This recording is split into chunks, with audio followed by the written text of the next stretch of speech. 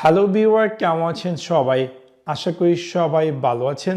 হয়তোবা কোনো কারণবশত আপনি জানতে চাচ্ছেন যে কখন আপনার পিসি বা ল্যাপটপটিকে চালু করা হয়েছে। এখন আমি আপনাদের সাথে শেয়ার করব কিভাবে আপনি আপনার উইন্ডোজ 11-এ এই আপটাইমটি খুঁজে বের করবেন।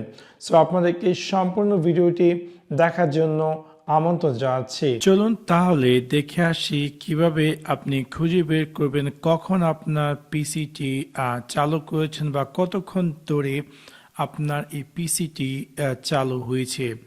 সো সে কাজটি করার জন্য আপনি আপনার উইন্ডোজ 11-এর স্টার্ট মেনুতে গিয়ে রাইট ক্লিক করে ক্লিক করুন task manager. Task manager click করার পর আপনি পেয়ে যাবেন পারফরমেন্স, এবং পারফরমেন্সে ক্লিক করার পর আপনার ক্লিক করতে হবে সিপিইউ। সো আমি জাস্ট এটাকে একটু বড় করে নিচ্ছি যাতে আপনি স্পষ্ট দেখতে পান, এবং এখানে দেখা যাচ্ছে যে আপ টাইম মানে আমার এই যে ল্যাপটপটি আছে যে আমি চালু করেছি 12 মিনিট আগে, এবং দেখতে পাচ্ছেন যে ক্যালকুলেশন কিন্তু অটোমেটিক বাড়ছে।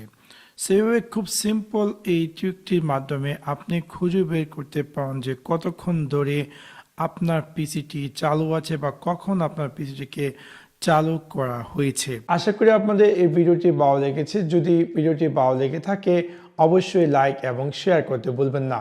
Thanks for watching my video. See you next one. Piece.